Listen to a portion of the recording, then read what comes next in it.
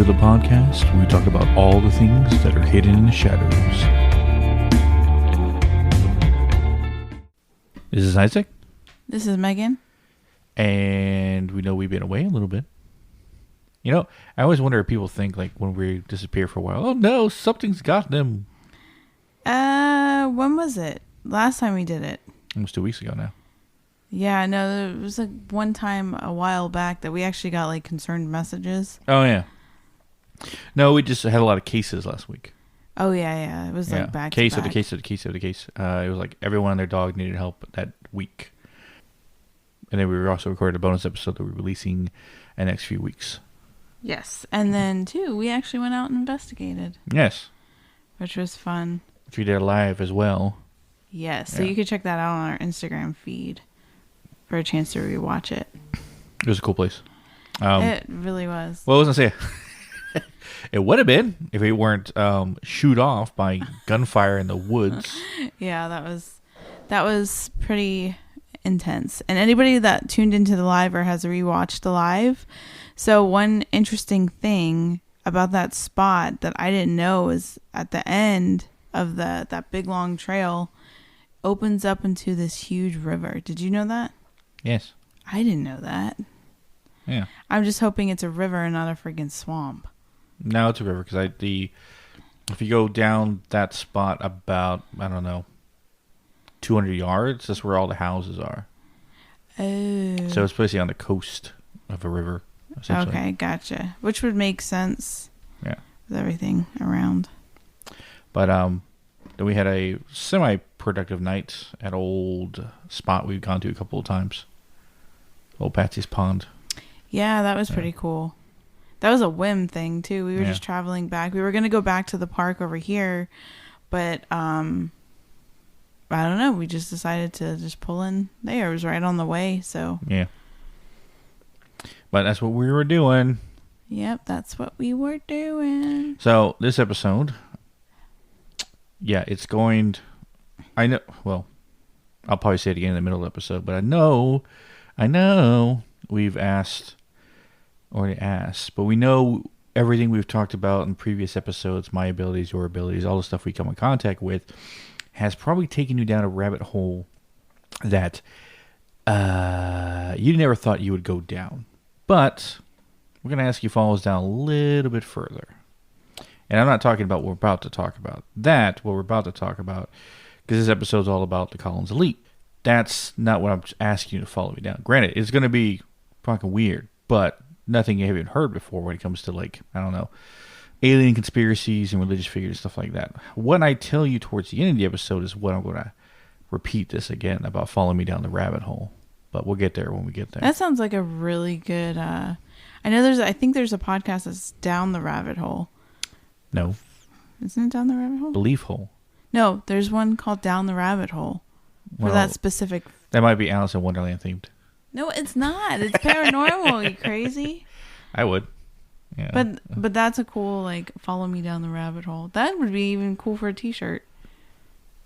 I think it's already been taken by Alice in Wonderland stuff.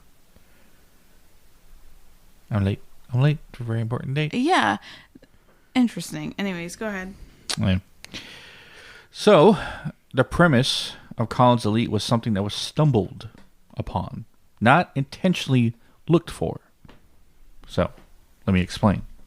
There's a book written by a Nick Redfin called Final Events, right? And his whole premise of writing the book in the first place was based on a guy named Ray Beach, or Botch. He was a pastor in the late 50s or 60s. 70s, 80s. I think the 80s.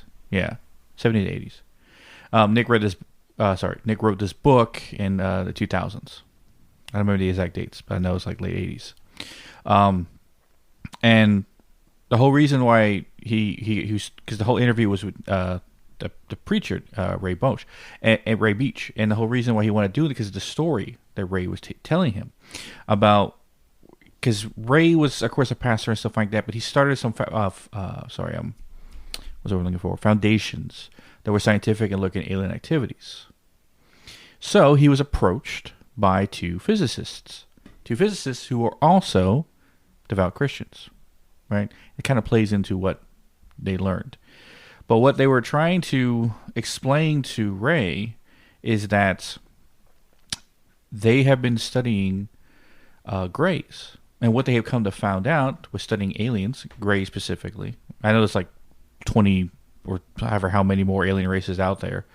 But these are specifically the grays that they were studying. They come to find out that the grays want the demise of humanity. They hate us. They hate us with a passion. But what they were trying to do, along with some other governments, including the DOD, the CIA, FBI, NSA, every three-letter alphabet government thing together, was to study them. But the military side of the Collins elite, before he even knew what the Collins elite was, the military side of this study was they wanted to see if they can use these entities to teach them how to weaponize their abilities. So essentially, there's an apex predator out there who wants our demise that we can't really fight against, and they actually want to try to control this power. Psychic warfare. What were they doing in the 60s and 70s? Of course, it's just psychic spies and stuff like that. Their intentional idea was to kill someone, assassinate them, without even being in the room. Basically, remote viewing, you go to a location, you cause an aneurysm or heart attack, you strangle them, whatever. No one can figure out why that person died. Of course, there's no evidence left behind. Perfect assassination. And no one's ever the wiser. The dog barking in the background. A dog I never heard before. Like our neighbors don't have a dog that sounds like that. That's weird. Anyway. What was I saying? Oh, yeah, so the assassination. And the thing is, though, the physicists came with proof. The scientists. They showed him images of 3 people who were murdered in this way by testing this. Unbeknownst to them, their psychic spies who were supposedly the ones doing this weren't actually doing this. The Greys were using it. Now, the reason why they tie the Greys and the demons together is because of Aleister Crowley. Aleister Crowley, in 1918, opened a portal, right? Mm-hmm. Supposedly opened the portal to the other side, and this entity came forward named Lamb. Ew, that just sounds weird. I know. I think he had another name, but it came forward through the portal, and his name was Lamb. The way that Aleister Crowley described this entity was looking like a gray. Now Aleister Crowley, of course, was trying to make contact with demons, make deals with them, using the magic in the way that Solomon did with his Psalmatic magic. So Aleister Crowley kind of followed it. Now, what makes it worse is there's a man named Jack Parsons, who became a follower of Crowley in the late 40s. Like, he followed Aleister's work. I don't say he ever worked with Crowley, but he actually became a big fan, decided to follow his works. Now, what makes it even more dangerous is that Jack Parsons was also a physicist, astrophysicist. He was very intelligent and very sound of mind. So he believed everything that Crowley did. So connections there, right? But what happened is after Jack Parsons decided to do that experiment and open up another portal, even bigger this time, right after he did that is when we noticed the Roswell accident and the lights across Mount Shasta. Not Shasta. What was the R one? There's an R mountain I forgot the name of. Rainier. Mount Rainier. Yeah, sorry. I'm blanking on it. Mount Rainier. Alien lights overseeing Mount Rainier, right? And Jack Parsons said that he might have something to do with it. What he contacted. Ooh. So he's using black magic, dark arts, Psalmatic magic that's supposed to be contacting demons, but now is speaking to gray aliens. So, the DOD and stuff like that were very interested in this because, I don't know if you knew this or not, but our government actually has ties with the Catholic Church, specifically the Pope. And in 2022, I believe, NASA actually were working with several different priests of different faiths, and the point was to get people ready for the alien, not invasion, but alien contact. What? So, it's not so far-fetched, right? Anyway, so Nick, the Redfield, the writer of this book, right, he's talking to him about this whole stuff, explain this information. So he wanted to find out his own stuff. So he called a base that Ray was talking about. I think I told you about this. What base I remember mentioning to you? Some military base, Air Force Base. Wrights-Patterson Air Force Base, right? Because supposedly there was stuff going down there. Government officials hiding stuff, doing experiments, blah, blah, blah, blah. Anyway, so he calls up the Air Force Base, and he talks to a colonel and explain what he's doing, all the information he has, saying, and the guy asks him, would you tend to publish this stuff? And he goes, yeah. Well, I'll let you know I got nothing to do with it, so see you later. A couple of days later, he gets a call from a person, a woman saying, oh, I heard that you want to get in touch with the Collins elite. He goes, who the hell's the Collins elite? Right?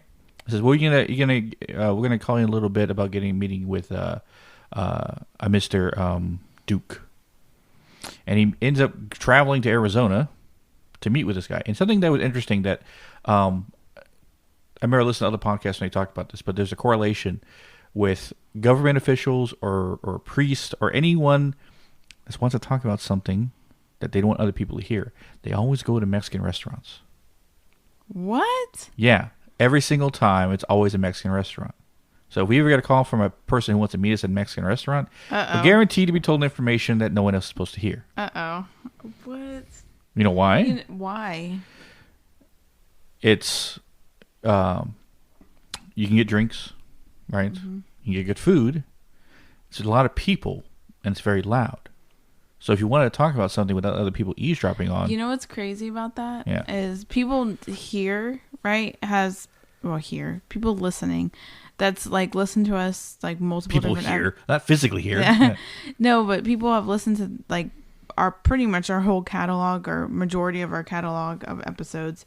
That one dream I had, remember where we were meeting these guys, almost like Men in Black type people, but they weren't like as like scary looking as Men in Black. They just look like government officials essentially. But we met them at a Chinese restaurant. Like it was downtown and like I don't know where, just it was a downtown Chinese restaurant, and we sat down, and then that's where they pulled out the manila folder. I just find that interesting that you mentioned that like you said Mexican restaurant, but if someone calls for Chinese restaurant, but like essentially be a restaurant that's loud, has a lot of people talking at one time. So that would make sense even sound won't carry. Yeah, right. It would make sense even for a Chinese restaurant. Yeah, and it's a public place. So, but anyway, so he meets with Mr. Duke, and Mr. Duke is supposedly the last surviving. He's a guy in his 80s, the last surviving member of Collins Elite, right? And he basically explains to him why they did it in the first place. Well, Collin Elite was created is because of Jack Parsons. Because of what he found out. Because the DOD then became concerned, and I guess it was a CIA or FBI, I forget who actually created Project Blue Book. But they weren't getting anywhere. So then they turned to other parts of the government to see what they can do. And luckily at the time, Collins Elite was starting to be born. The whole reason it was started in the first place is because of what Jack Parsons did. Opening a portal, allowing these alien things to come through that supposedly were evil.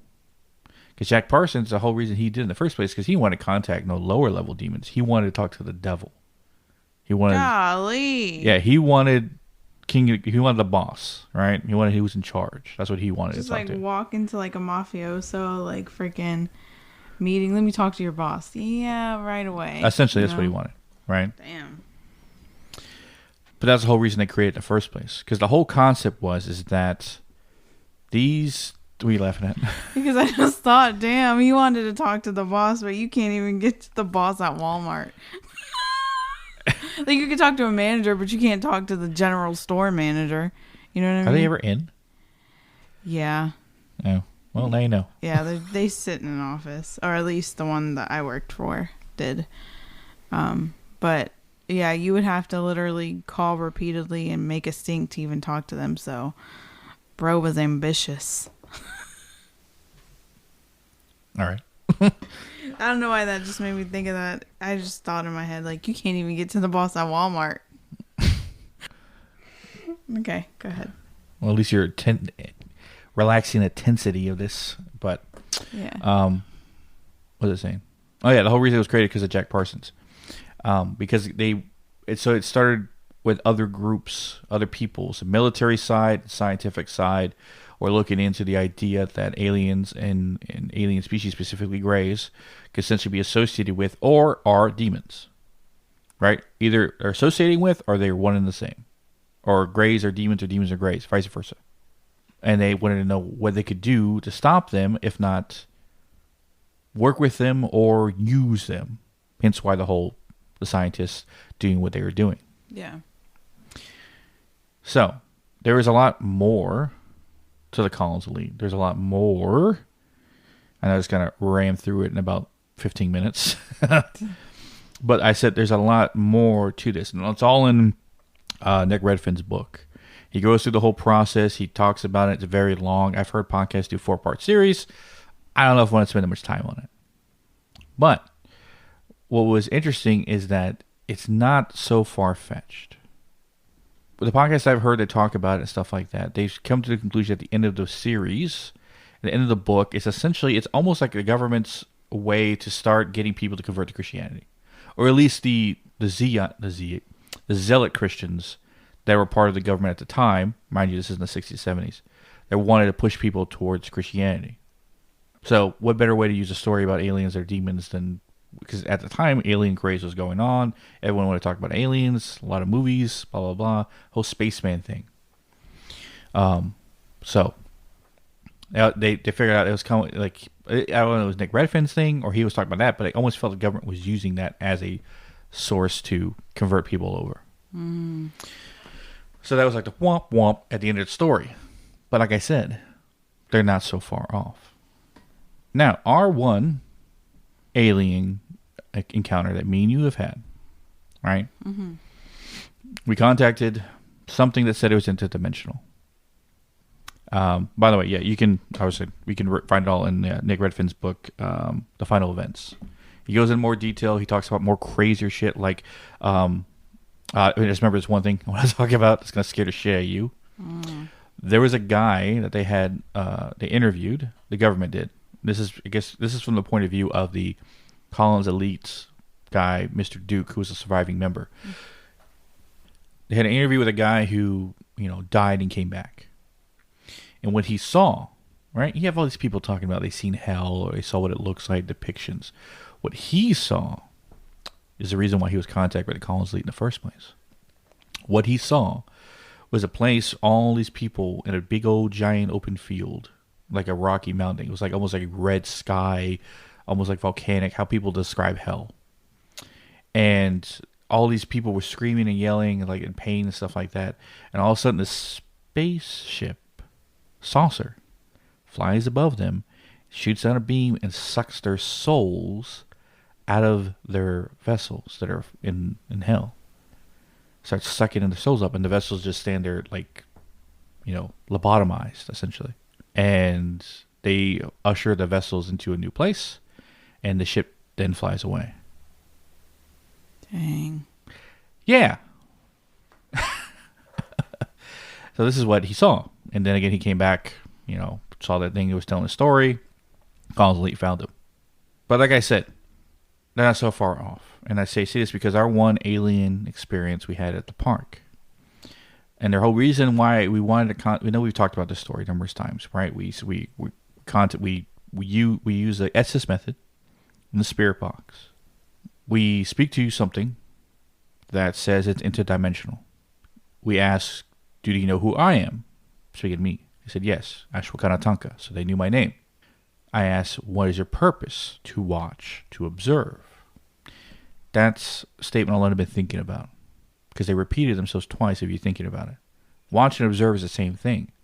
Then again, it's not. Mm-mm. To watch is simply to look. Like people watch. Yeah. To observe is to study. And to make note. Yes. Then it said something about the source. Pray to the source. Mm-hmm. But it wasn't like they were telling me to do that. It was almost like saying, pray to the source. At least that's how Mike, or who was part of the team at the time, said it. Now, it could have been saying, pray to the source, right? Like telling me to do that. Mm-hmm. Who knows? Mike's inflection was kind of sounding like there was like a something you say after talking about the source. those who would believe in it, right? Mm-hmm. Now, the whole reason I even decided to try to contact alien entities were two specific reasons. One is because what we found outside the beginning of the trail that was not there when we started this investigation that night. We found 4 burn marks, spheric burn marks in the ground, a strange pattern. Also, a branch 2 stories up snapped off along a tall tree that was not there. So, that also combined with, again, this is where the part that I say, I know we've talked about a lot of crazy things on this podcast. We've talked about a lot of strange things. I have claimed on numerous times that I have pulled demons through phones when we do our investigations, home investigations. You have said that you remote view and astral project and body bag entities from a location, bring it back, drop it into the prison cell that I built in your mind forest, that then I take from your mind forest and imprison it in a ring. Not just any ring, a King Solomon replica ring that is a prison for, at count right now, top 98 demons in my ring. All is said, right? And everyone listening, going, what the fuck is he talking about? Shadow Walker episodes 1 through 6. Listen to our last episode, Spiritual Awakening, Megan's Abilities episode as well. Yeah, we'll catch up. Pause now, go listen, then come back. Anyway, but everyone who's been listening to us and been listening to us since the beginning and have followed us all the way through, right? And I know there's a lot of listeners, I can think of their names right now, who've been listening that long, and everything we've said, everything we've told them, hasn't deterred them. And actually has made them want to know more. Well, here's something else. Like I said, I know I've taken you down the rabbit hole lots with everything we talked about in the past, but I ask you to follow me down just a little bit more. When we were there that first night at Northeast Creek Park, in the crossroads, I pulled from the center of the crossroads. It was a deep amount. It was deep down in the earth, and it was very evil. I could feel it. It was charging my right hand. I reached down and I pull out a cylinder. Well, at least that was the shape of the energy. Silver cylinder reminded me of a cryo chamber. I was like, that doesn't make any sense. Anyway, I put it in the ring, and I got distracted because that's when Mike found the witch's brooms hanging in the trees. So I didn't get a chance to go into the ring to see what it was. After the night was done, investigation was done, I go into the ring, and I find the cylinder just sitting there waiting for me.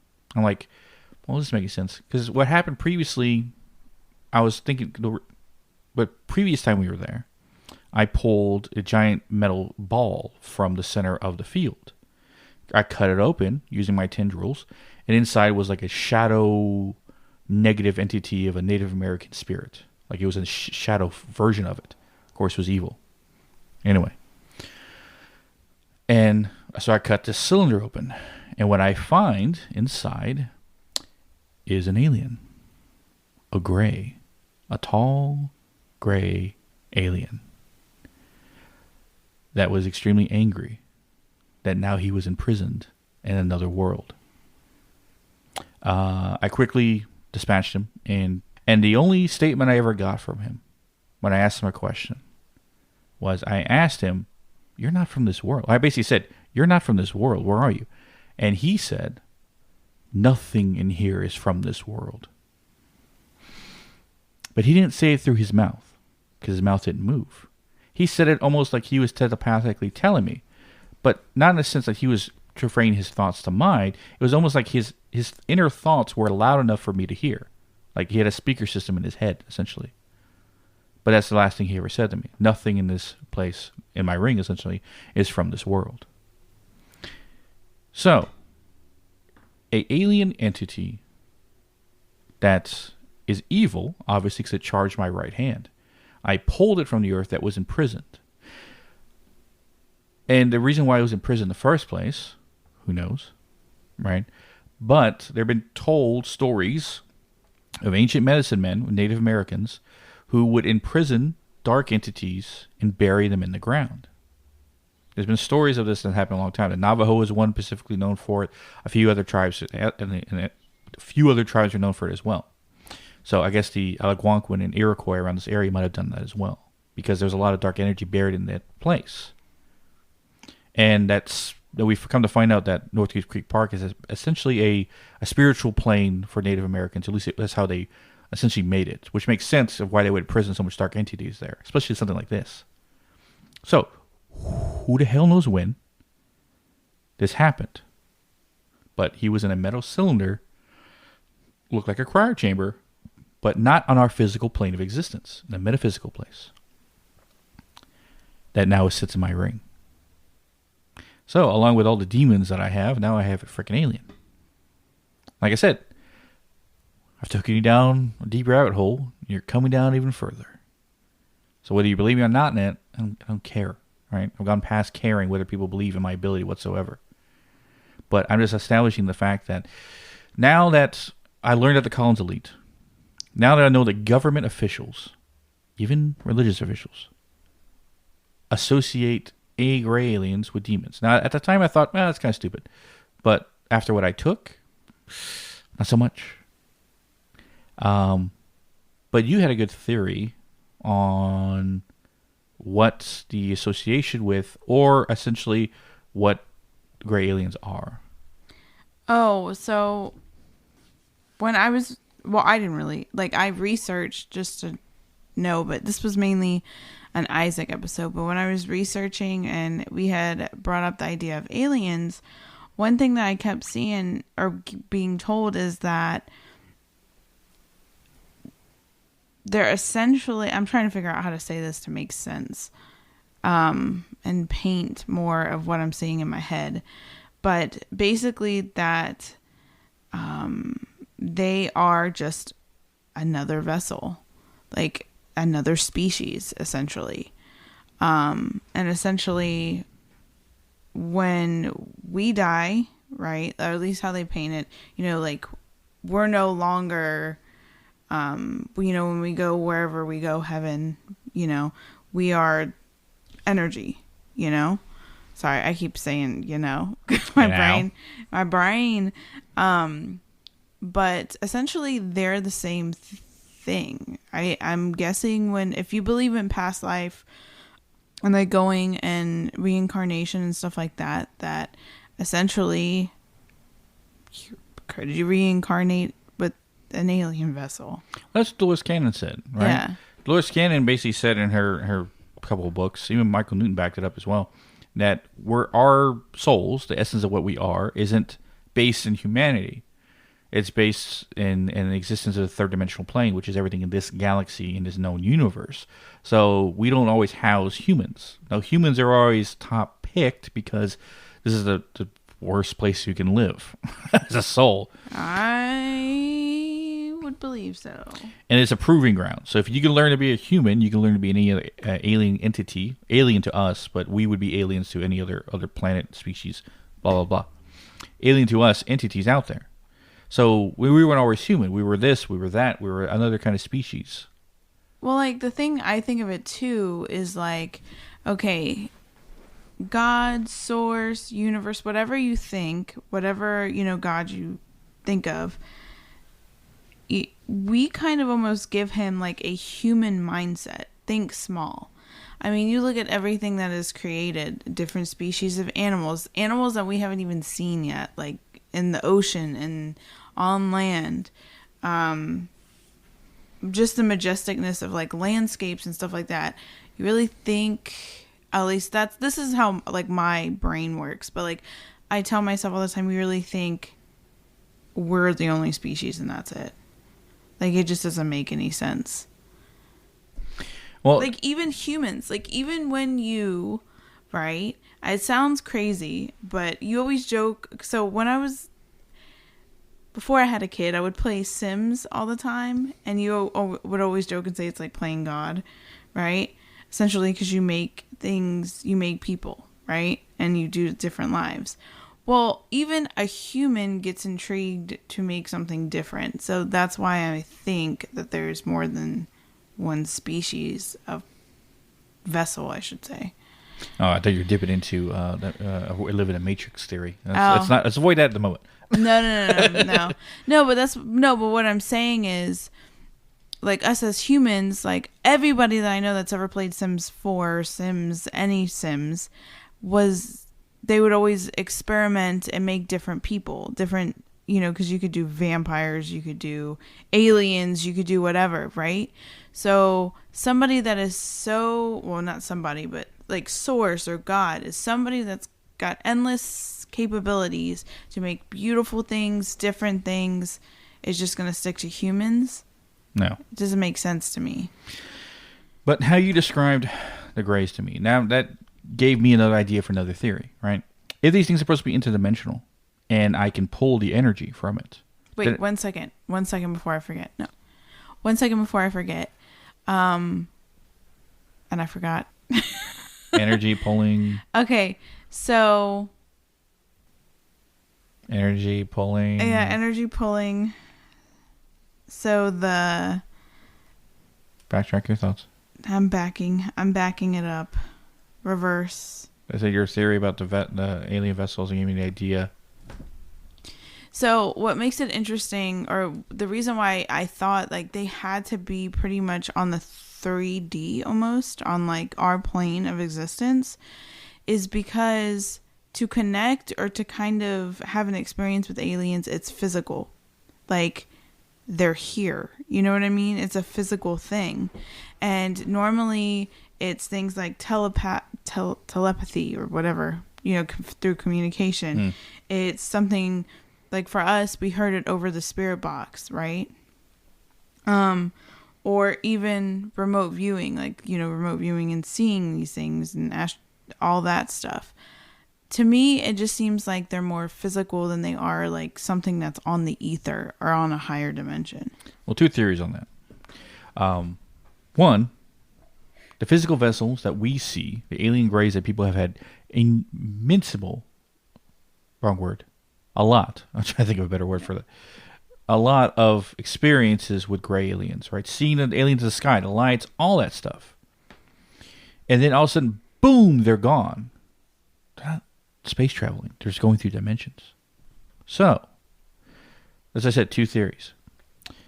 The essence, like he talked about the Greys being vessels, the essence of what they are housing these vessels, a biomechanical suit, right? They built themselves. And if you want to think of the alien Greys specifically as a species from the fourth dimensional plane, they say demons and angels are fourth dimensional beings because they live in the essence of space and time doesn't exist. That's where ghosts are and vice versa. We talked about it before in different episodes. So what if Greys are another species in that realm? Because just to think that demons and ghosts and angels are only ones that hang out in the fourth dimensional planes? No. It has to be, we've counted immense amount of creatures.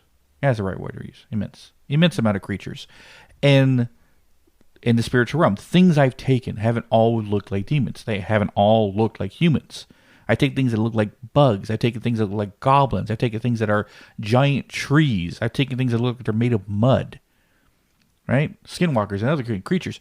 They seem to be a treasure trove of dark entities. And they're not all the same type of creature. So, aliens, essentially, or Greys, could be another creature in the fourth dimensional plane. But if that's so, that means if there's Greys of negativity, there's Greys of positivity. Right? Because the counterpart to a demon is an angel. Right? Mm-hmm. Counterpart to a negative spirit is a positive spirit. So, vice versa. It always seems to be balanced. So if there is negative Greys, there is positive Greys. Or, slap this on there, right? Greys are the negative alien race, and the positive alien race is, I don't know, Lyrans or Palladians or what the fucking other alien races people talk about that people have had, good encounters with. So, you can try to kindle the can of worms open up here with these theories. That, or the Greys have learned to master dimensional travel in their ships, essentially. They can hover, fly, and stuff like that around our planet and then disappear in a thing. But when they're here, they're third dimensional beings. When they travel to the next, they're fourth. Because they learn to master the trans-dimensional highway, you can say, and change their matter from third dimensional to fourth. So, there's that theory too. I know whoever's listening right now is going, what the fuck? right? I know in my head was that the whole time that I'm thinking about this shit. Yeah. So, because the whole reason, like I said, because I put an alien in the fucking ring. And if every entity I've taken have all been darkness, things I've read stories about, I never one thought that I would take an alien entity off the plane of existence. But it had to be, my idea in the beginning was that, oh, it must have been a spirit of a dead alien. But then that would mean the alien essentially has a soul, or it is the energy of what was left over. You know? Mm-hmm. So it reminded me of a dream I had. You talk about dreams. I remember having a dream that we were picked up by a black SUV with men with sunglasses and black suits, government officials. Didn't say what branch of government, right? Say, hey, come, Mr. Sanchez, come with us.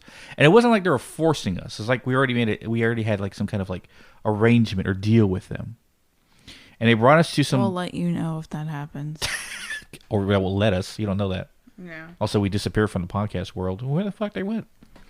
I think maybe one or two people think that every time we... Yeah. I got him. Oh, the government got him. Anyway. I had a dream that we were picked up and we were taken to some crash site, alien crash site. And these two alien bodies were basically spilled out on the ground in front of it, dead. And they had a blue metallic color to them, right? Like a strange gray blue metallic. And they're like bald. They had eyes, a nose, a mouth. You know, they're wearing some kind of suits. And they were asking us, what do you guys get off of it, right? And I guess you were kind of tuned in to the vessels, but I had my hand reached out. My right hand was charging. I was like, oh, shit, I'm feeling a lot of negative energy. And I pull it. And when I pulled it, automatically, like, electricity shot all the way up into my head. And I saw for a brief second, like, outer space. And then the more I pulled, the more that it started dissipating from my head back into my hand. And then I had it, and, of course, I forced the energy into the ring. So, the dead bodies of aliens, I was able to pull negative energy from. These weren't grays. These are some alien species I've never even seen before. Not even Marvel movies, right? But, therefore, it lays now an entirely new theory. How, and I ask this of anyone who listens, that is alien enthusiast, which we have some people like that. And I'll leave this question to you, because we aren't alien enthusiasts. Aliens are probably a second on our list of things in the paranormal we're interested in. But you ask us, it's always ghosts, spirits, demons, dimensional realms when it comes to spirits and dimensional travel, when it comes to spirits and demons and ghosts and gods and stuff like that. That is what is our bread and butter. That's what we're interested in. That's what we become almost, not to say experts, but we become very knowledgeable with. Especially when it comes to spirit guides, contacting, remote viewing, astral projection, imprisoning, all that stuff. Clearing homes is what our forte is. Alien knowledge, species, all that, which... If you ask me personally, I think not less than half, the alien species that we were told about actually exist. And I think a lot of it, if you want to talk about government conspiracies, a lot of it was made by the governments to make all the alien enthusiasts look like kooks. Right? What better way to disgrace and essentially prove that these people are a bunch of weirdos by giving a bunch of alien races that actually don't exist, but make them look like you know, they know what the hell they're talking about. So, grays, yeah, that makes sense. Reptilians, I don't know, right? I don't know. The other ones, maybe, but we know for sure grays. So, but yeah, I asked this of any alien enthusiast that has denied the idea of the combination between demons and aliens, or the association with, or at least one is the other. Look into the Collin's Elite, for one. But also answer the question, how the hell? And your easy answer is, well, you can't do what you do. Right? But how the hell did I imprison an alien into the ring? How did I pull the energy of something like that? I grabbed it. I felt it in my hand. It was negative. Negative energy. Like I said, I brought you down the rabbit hole pretty far. Now you gotta come with me just a little bit more. But that's in my mouth. Sorry. Bro, did you just like fire off something that was in your mouth? It was a kernel or something. Oh, yeah. Anyway, I don't know. I think we could keep complete theorizing about aliens. Do you do that in public places? Yeah. You I'm outside 90% of the day. I'm like, could you imagine sitting at like the DMV and then just like I want to do it like that. Like, there's a someone gets hit in the back of the head with looking around. a piece of food. Oh, there was a fly. Sorry. Yeah. Just like that one time where you farted and blamed it on your phone. You had to bring that up right now. Yeah. Okay, go ahead. I know the episode's heavy. You're trying to lighten it. Yeah. But that's the whole reason I want to talk about this episode today is because I've been considering and thinking over that over and over again. How did I take an alien? How did I do that? Yeah. All I have been taking for the last 3 years are demons and dark entities. That seemed commonplace, right? That came easy. That came normal. But a gray? Was a whole other fucking world I didn't even think I'd consider. Yeah. But I would say let's hope they're not associated, because then I'm more dangerous than I thought. And if there is any members of the Collins Elite still around and you are listening, we're waiting. Hey, don't put me in this, but you told me you were going to say I. Well, it's the both of us because we work together. If I can, anything that I pull, you can body bag. Yeah. So it's stopping you from going into space and body bagging into. Can we not test that out? Thanks. That would be great. They're flying a ship. All of a sudden, their captain disappears. What the? The alien crash somewhere in America. Weird. Yeah. Anyway, I think that wraps us up here. Yes. Now, next week. It's all you. Yes. Well, this is the episode you wanted to do. Yeah. That's how I didn't want to do it. It's just you're excited about it. Yeah. So what actually sparked this episode, or the next episode, was we were doing a bunch of stuff with Total Conundrum, and they were going to the Roth House.